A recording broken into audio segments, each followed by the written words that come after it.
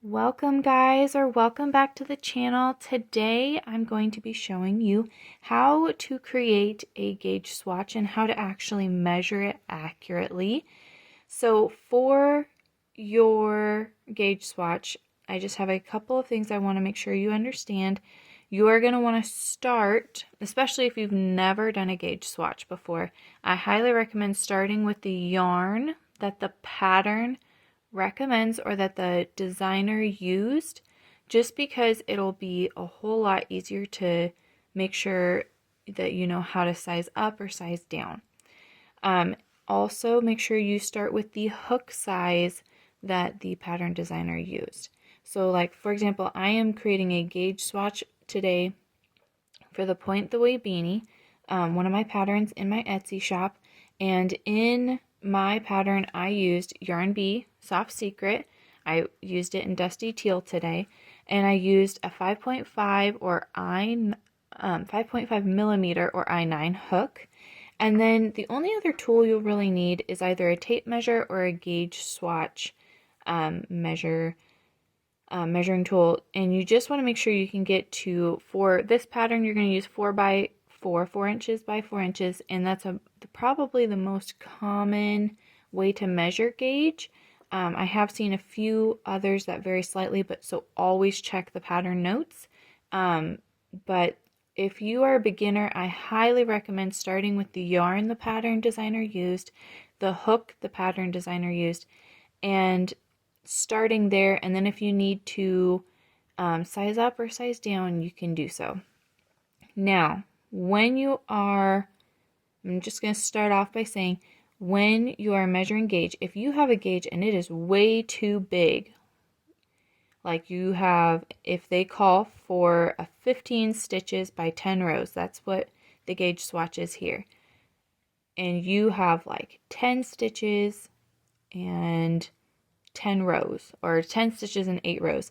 You need to size down your hook, or you may need to try a smaller yarn, depending. I would always start with changing your hook size first because that's a little easier.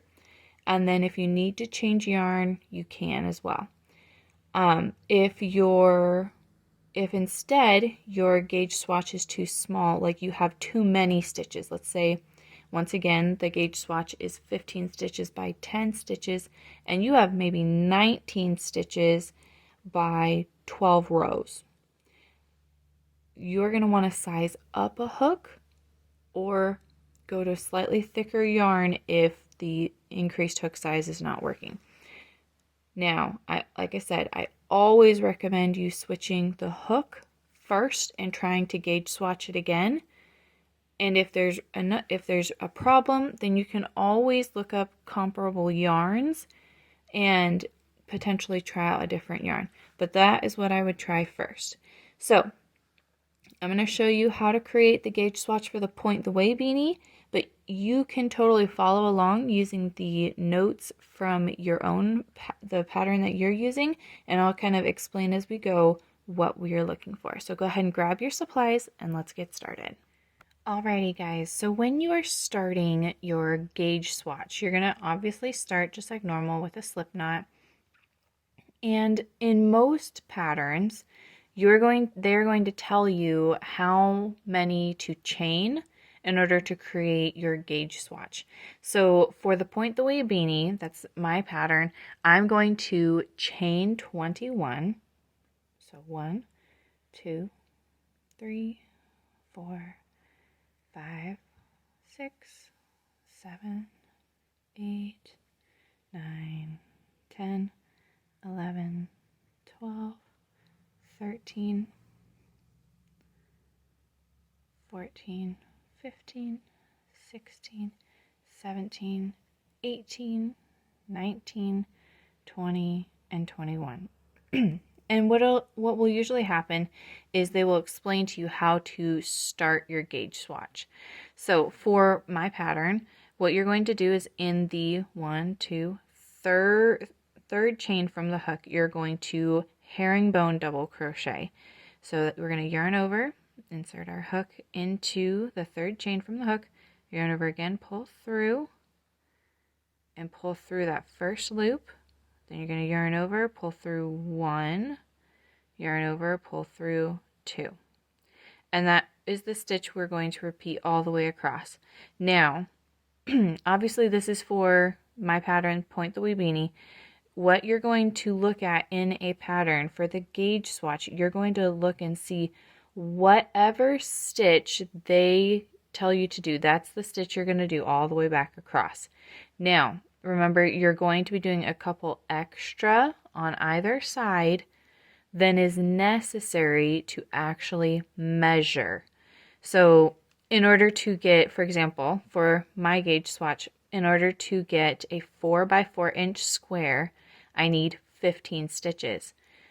Obviously, I'm going to have more than that. Here, I'm actually going to have 19 herringbone double crochets once I complete the row, and I'm going to measure the inside stitches to make sure I get an accurate measurement, because the end stitches can differ ever so slightly, and that can actually throw off the sizing for a garment. So you always want to add a few, at the very least, 1 stitch on either side. I like to do 2 on either side just so you can kind of really get the inside rows. But you're going to want to add at least 1 stitch on either side and 1 row above and below for when you're measuring. So for this gauge swatch, we're looking for 15 stitches to be 4 inches and 10 rows to be 4 inches. So we're going to actually crochet 19 stitches, and we are going to crochet 12 rows. And I'll show you what that looks like. So for right now, we're going to go ahead and finish our first row. We're just going to do the herringbone double crochet. And for whatever pattern you're doing, you are going to go ahead and use the stitch that they have told you to use for the gauge swatch. So if that's a half double crochet, you're going to use the half double crochet.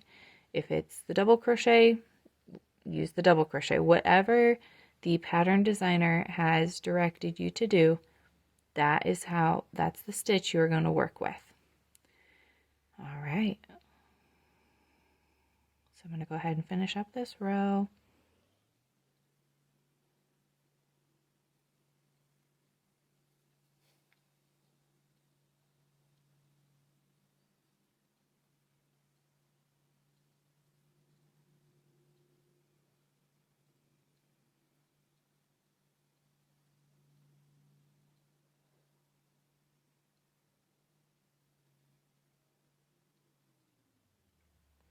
Alrighty guys, so just to double check, I want to make sure I have 19.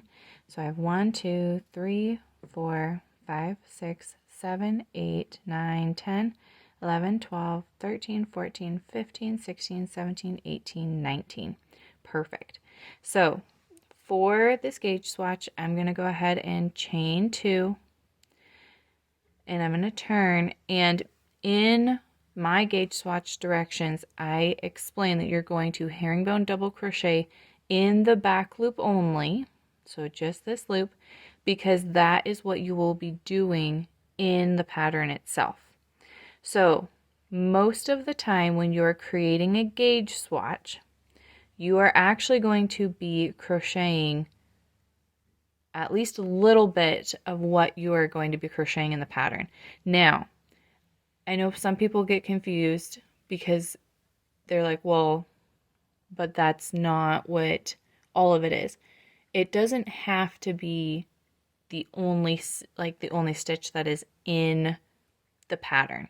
So you'll see like a lot of sweaters or hats that have excuse me, that have designs, but you only are doing a certain stitch for the gauge swatch.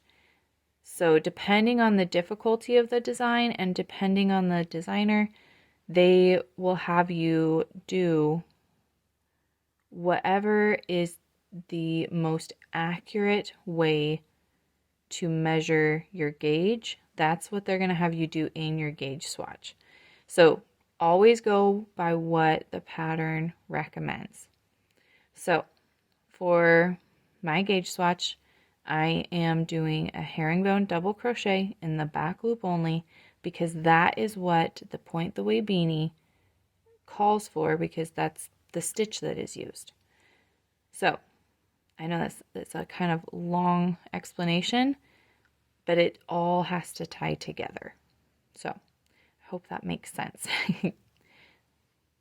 So I'm going to go ahead and finish this row, and what I'm going to do is I'm going to continue to crochet the herringbone double crochet in the back loop only for 12 rows.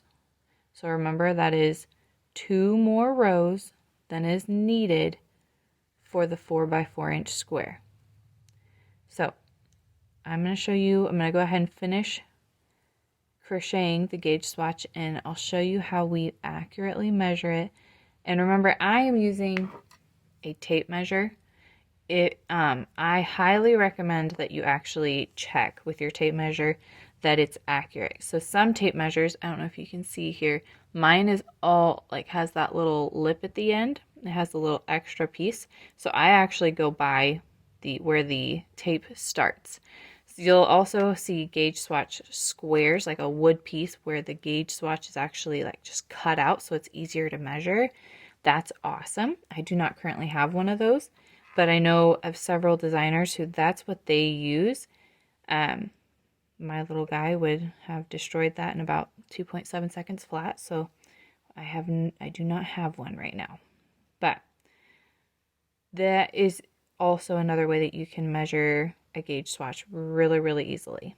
So what I'm going to do is I'm going to continue. All my rows are going to be herringbone double crochet in the back loop only, because that is what the pattern calls for. And so I'm going to end up with 12 rows. So I will go ahead and finish my 12 rows, and I'll meet you back here in just a second. Alrighty guys, so I have 19 stitches by 12 rows. And remember, in order to complete the gauge swatch and make sure I measured it correctly, I should have 15 stitches by 10 rows to be 4x4. So I'm going to go ahead and measure here, and you'll see I have 2 on this side and 2 on this side, so that means I have 15 in the middle.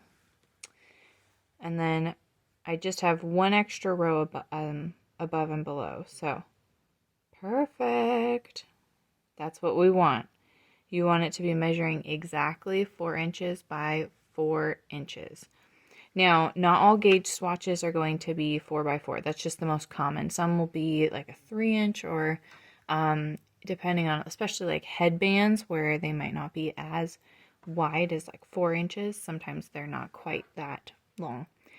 But that is how you measure the gauge swatch, and that's how you go ahead and create it.